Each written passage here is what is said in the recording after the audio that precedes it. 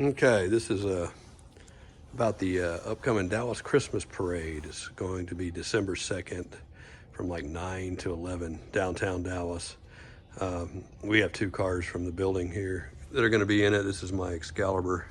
This is 79 Excalibur. And I'll tell a little bit about the car. Most people don't know a lot about these cars at all. In the late 70s, Excalibur was actually the 5th largest U.S. car manufacturer in the United States. This is not a kit car. It's far from it. It's a very, very high detailed, well-built, full chassis car.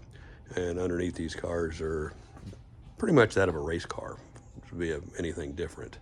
All the running gear on these cars are Corvette with the big brakes and everything like that from the era. And under the hood, and all this is all stainless steel. Everything's stainless steel in this.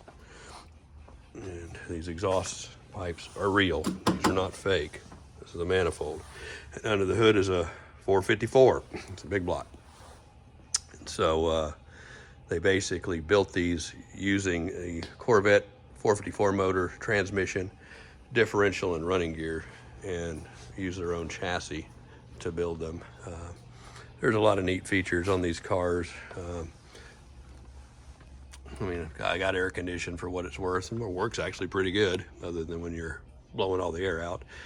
I like this control here. The temp control actually turns the heater cores on and off. The heater cores are under the seat, so it's basically heated seats. So that's a neat thing. And that air horns, this is not a dummied up air horn. This is the real thing. Hadley air horns from 18-wheeler stuff. 454, and of course 8-inch wide wire wheels. Got enough there. There's an air gauge, so it's got air suspension and air horns.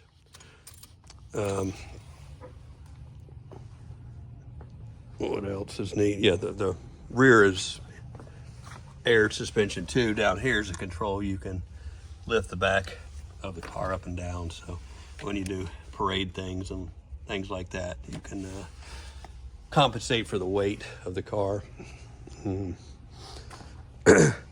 This one has a lot of little custom touches to it. Like we got the full side exhaust because that's the way they were originally designed to be built. And for emissions, they had to run them out of the back. So this one, we put the side exhaust on it, which is basically like a Viper. It comes down through here, goes through here, exits here, but they wanted to go back out the back. So, and that was kind of a rig because a lot of the Excaliburs got damaged from the heat of that, because it was just really kind of an afterthought. They had to fix it for all the EPA stuff. And here's another interesting piece of Excalibur. So the use of these, everybody knows what that's from. That's a VW bug. So that's why these things got discredited. And so think about this. The use of these lights was selected by a member of each of the big four automakers for Excalibur. They had to be a DOT approved light, and the DOT said, well, you guys get to pick the light for Excalibur. What do you think they picked? There you go. How about that?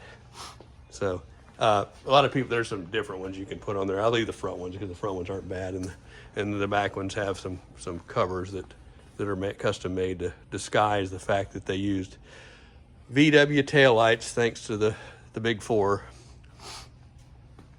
But yeah, that was DOT approved, and the council said that was it.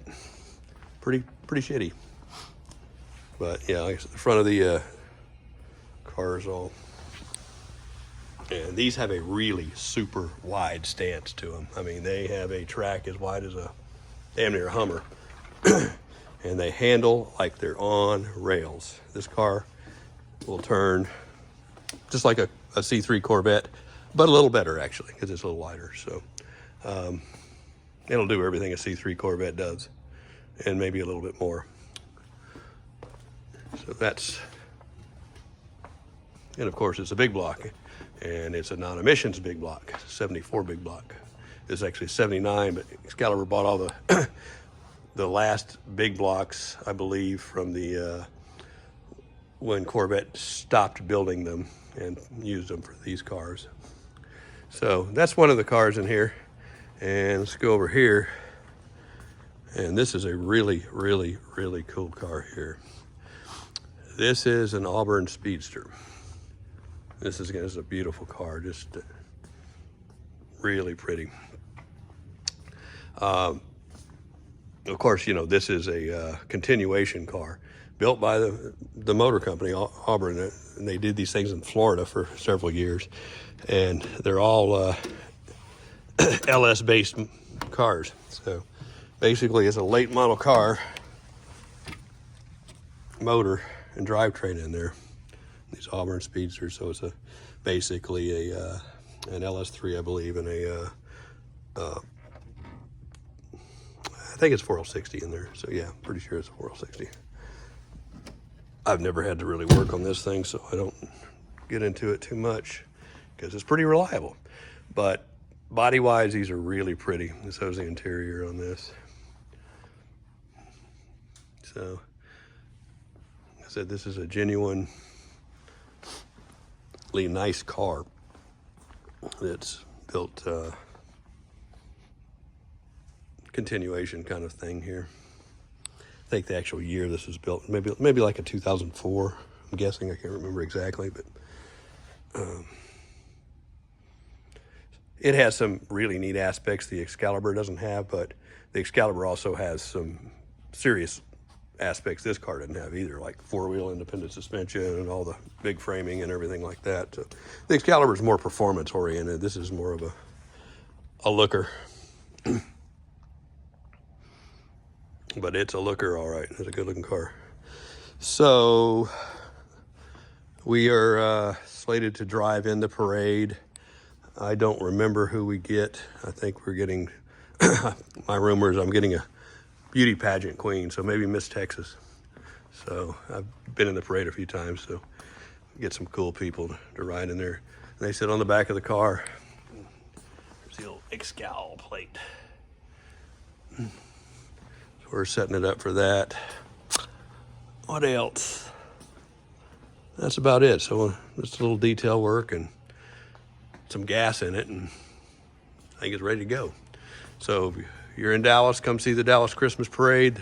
These two cars will be in it with a whole lot more. I don't even know what the lineup's like out there, and should be neat. Expecting, I don't know, somebody said 500,000 people or something like that. So we televised everything.